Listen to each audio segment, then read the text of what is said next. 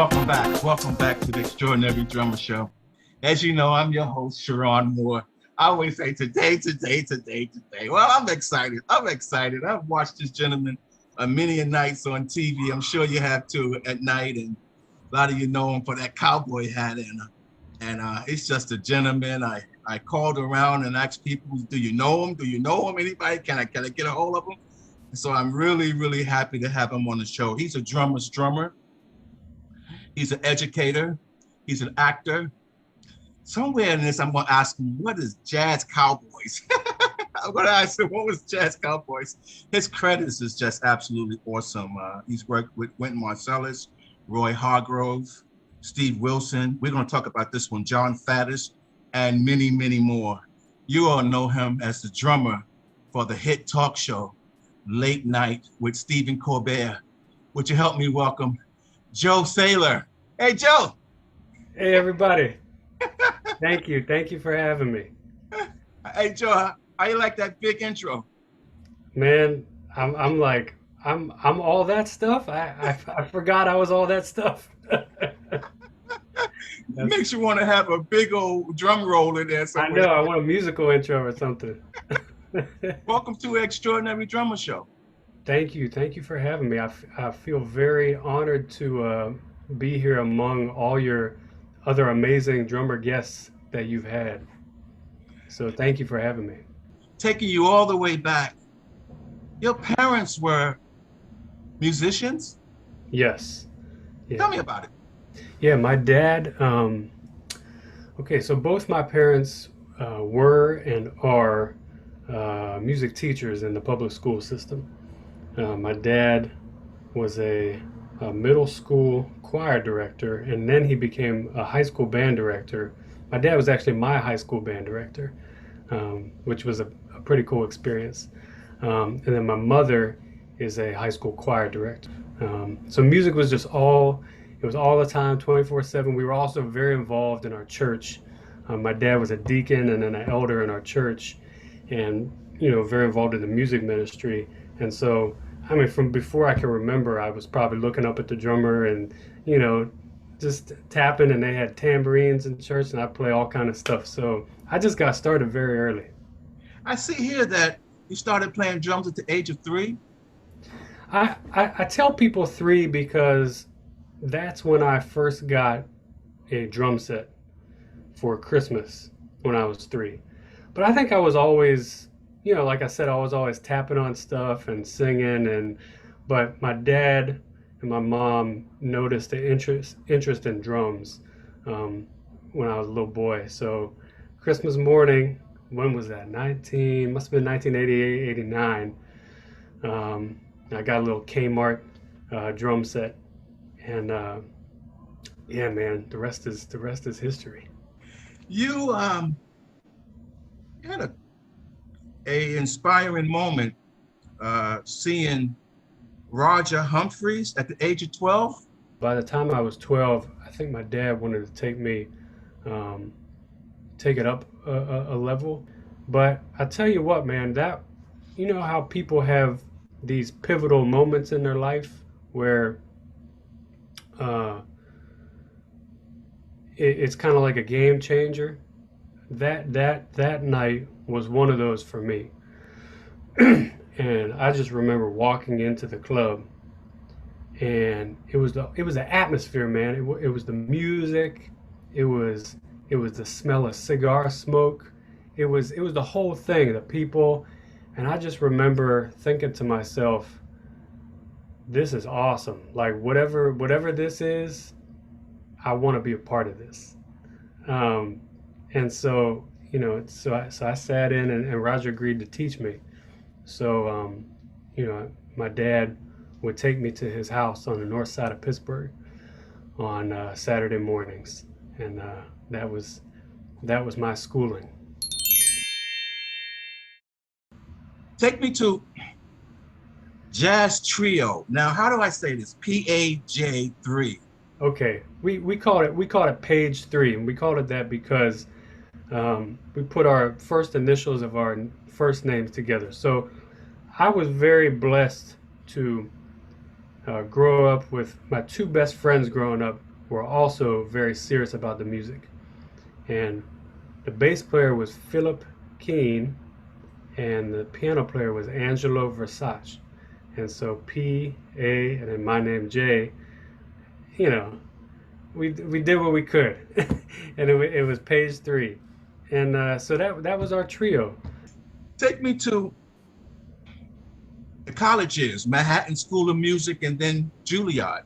What was going on? Yeah, so I wanted to get to New York, so that was kind of the thing back then. I guess still is now. Is kind of what young musicians do is you you go to music school, and so I auditioned a couple places, and Manhattan School of Music gave me a good scholarship. So I went there. I studied with John Riley and Justin DeChocho for 4 years, and that was great. Um, and then I graduated. And to be honest, man, like the year after I graduated, I was kind of not doing much. I didn't have that many gigs. I was kind of broke. Um, Not much was happening. And an opportunity came up to audition for the master's program at Juilliard. They were going to take one drummer, and so I said, why not? So I auditioned, and they gave it to me, and so then I did the next 2 years. I did my master's at Juilliard. Studied with a few other great drummers: Carl Allen, uh, Kenny Washington, uh, Billy Drummond. I didn't study formally with Billy, but he was there and I was around him. So, I just was able to get a lot of good information and be around these great drummers. Um, that was my schooling.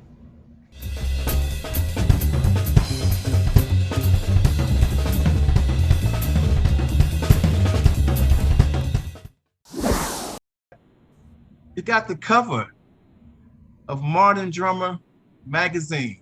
Yes, sir. How did that feel, and how'd you get the call?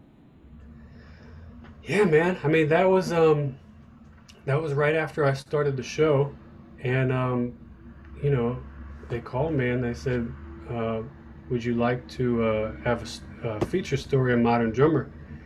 And I said, "Yeah." And then it wasn't until a little bit after that that I found out it was actually like the cover story, and I was going to be on the cover. I said, "What?" So, yeah, man. I mean, they interviewed me. As a matter of fact, it was very interesting. It ended up the gentleman who interviewed me, lived right up the street from me in Washington Heights. So it was very convenient. Um, but yeah, he interviewed me, did a photo shoot, and yeah, man, I was on the cover of one of the magazines I used to read as a kid, which is pretty surreal. How did you meet? Speaking of John Batiste, how did you meet him? Yeah, we met we met when we were in high school. We're about the same age, a little bit older, um, but we were the same graduating year in high school. And I was thinking about moving to New Orleans to go to college, and so my parents let me go down for a week and just kind of check it out. When I was down there, man, I was walking down the street, and there's John, and we didn't know each other, but I had my drumsticks in my hand, and he was like, "Hey, man, you play the drums?" And I said, "Yeah." He said, "Well, I play piano. Follow me." So I said, "Okay." So so turns out he was cutting class. He was hanging around outside his high school, so I followed him into his school, and we went into it was his music class actually, uh, and it was his music teacher at the time was the great clarinetist Alvin Baptiste, who's no longer with us. Um, but anyways, we went in and we played, and that's how we met, man. It was totally random, and we played All the Things You Are, and then uh, I didn't end up moving to New Orleans. I moved to New York right out of high school, and so did John. He went to Juilliard right away, and I went to Manhattan School of Music. Um, but anyways, he started getting little gigs at bars and clubs downtown, and he just started calling me, and I've been playing with him ever since. That was 2004. That was coming up on, what is that, 17 years now. So that's crazy, man. That's a long time to be playing with somebody. Yeah, brothers, Yeah, family. yeah. How did you feel when John won the Oscar? Oh man, I was so proud of him, man.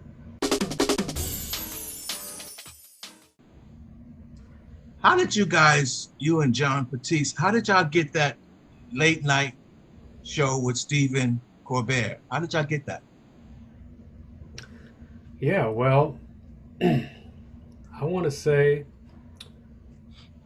we went on tour, and I believe that one of his producers saw us either on tour or maybe in a subway or somewhere. And Steven had an old show on Comedy Central called The Colbert Report. And uh, they invited us to be a special guest on The Colbert Report in 2014, in August of 2014. And so we went on, and it was a fun night, man. It was a fun episode, and Steven was awesome and so gracious, and we really had a good performance on that. And and so what happened was Steven ended that show soon after, and David Letterman, who had the Late Show, retired. So CBS gave the Late Show to Steven, and he didn't have a band. And to be honest, man, I just think we were fresh in his mind. He really enjoyed uh, the experience of having us there. Him and John hit it off real well. They had a nice chemistry because he interviewed John on the show. And yeah, man, I think it was just right place, right time sort of thing. And he offered us the gig, and we said yes. And so we started the Late Show in September of 2015. So we've been doing it, man, almost 6 years. What is Stephen like? You ever get a chance to hang with him, talk with him a little bit? Definitely. Stephen Colbert, man, he's a lot of things, but I will say he's a very, very nice man. He's a very nice man. He's a good boss. Um, he's he's awesome to work for. Um, he's he treats his staff amazingly.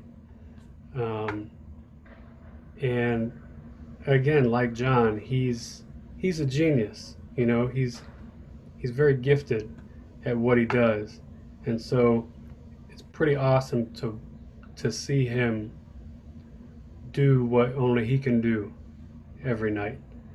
Um, and I'm very thankful to be able to be a part of that.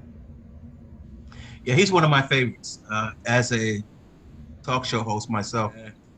Before I get to talking about your HBO TV series you played on, Treme, did I get Tremendous. it right? Yes, sir. I spelled it different just so I can say it right. Um, this is probably going backwards also, but tell me about the Jazz Cowboys. What was that? Yeah, the Jazz Cowboy. I mean, really, man, there's not really uh, a real reason behind it. It kind of happened random. I think the first time that I wore the cowboy hat, I was playing the Central Park Summer Stage. Can't remember when. Probably around 2014, 2015. And a friend of mine was wearing a cowboy hat, which, interestingly enough, belonged to Wynton Marsalis. it was a leather cowboy hat. It was a beautiful leather cowboy hat, and he was wearing it. I think Wynton had given it to him. And right before I went on stage, he put it on my head, and I walked out and I did the gig with it.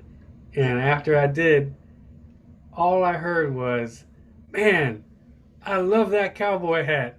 Like that looks so good on you. That should be your thing." Everybody's saying that. So I didn't wear it, you know, strictly every time going forward, but that kind of was always in my mind. So I'd wear it from time to time.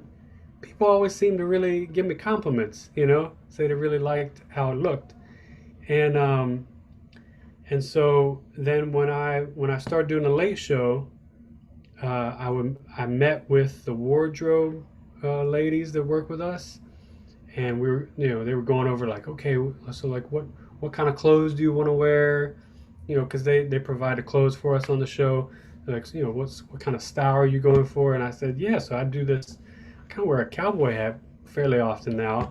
They were like, oh yeah, that's cool. So they just keep buying me cowboy hats. So I have worn a cowboy hat ever since. And then um, maybe a year and a half, 2 years ago, the writers in the show wrote a script for me, and we did a jazz cowboy comedy bit on the show, and it became it became a thing. But it has no like serious meaning behind it.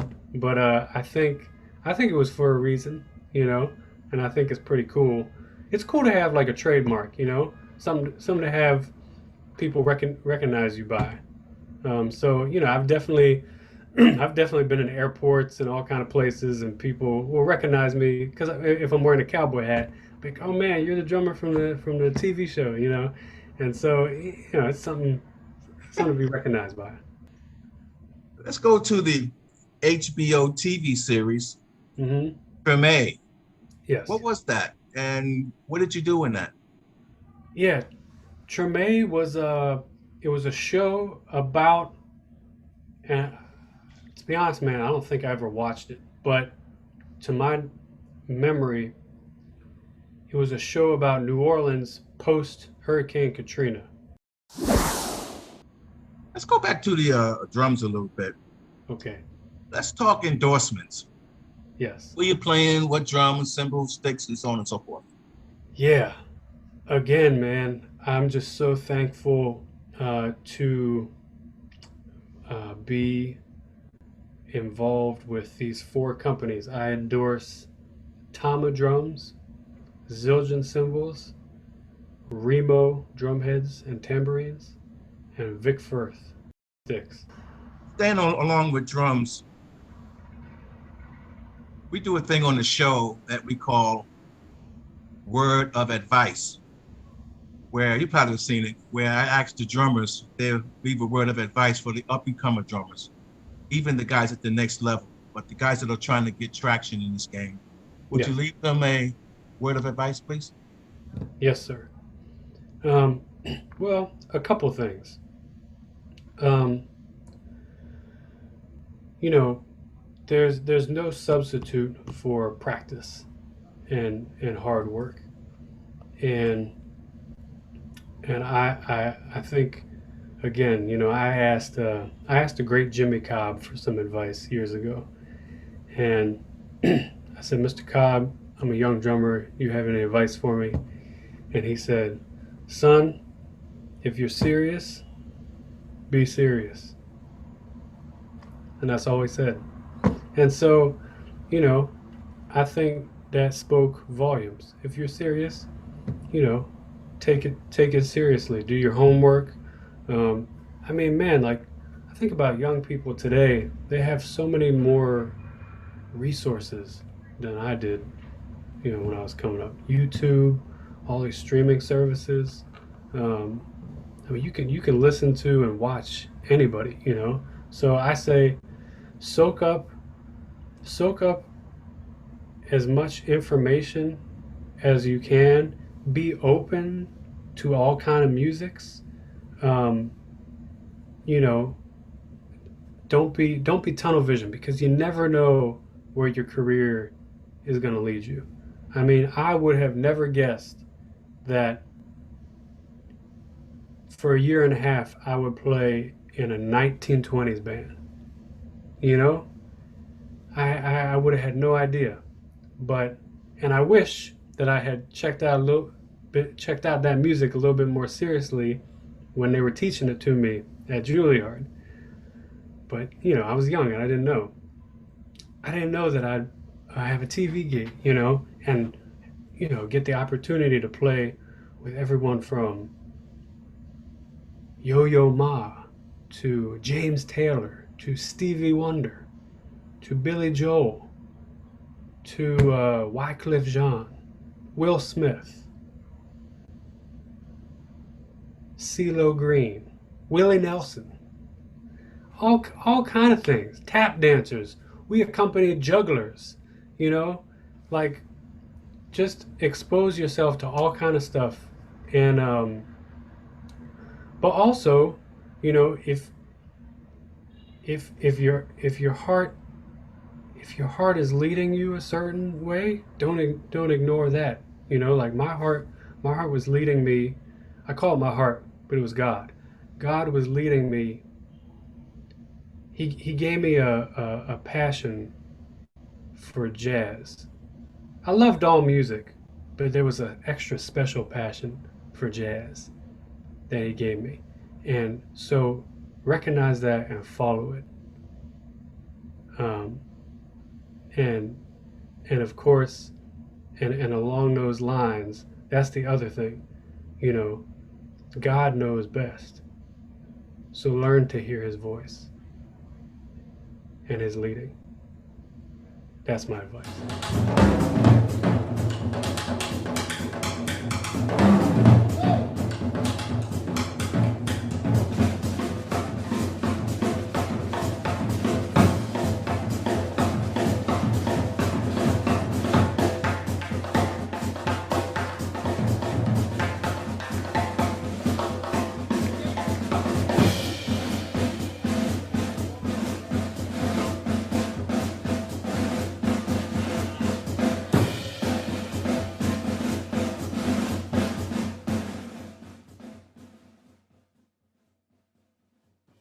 In closing, I usually ask the guests, the drummers, this question in closing. Joe, what would you like your legacy to be said?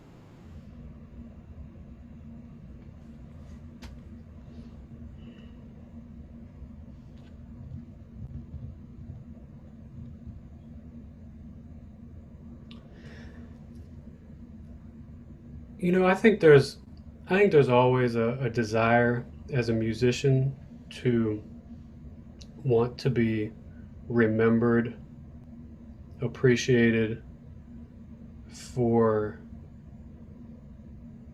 your musical contributions, your skill level, uh, how great you are, and I think there's a lot to that. Um, but I think again, going back going back to relationships, I play in front of a lot of people who who I'll never meet, who will never meet me, and I hope that my music does for them from a distance what the Lord wants it to do. But I hope people that work with me and that know me will say, he was a nice man. He was for real. He told the truth. He was generous. You know, I I think to me those relational things are what I want to be remembered for.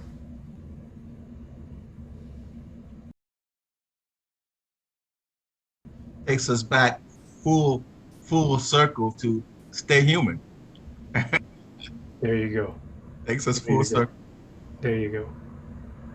Let me say thank you so very much for being on the Extraordinary Drummer Show. Thank you, Cheron. Thank you. Thanks for having me. It was an honor and it was an enjoyable experience. Uh, I hope you come back again and again. For sure. Will you help me wave goodbye to all the fans? Audience?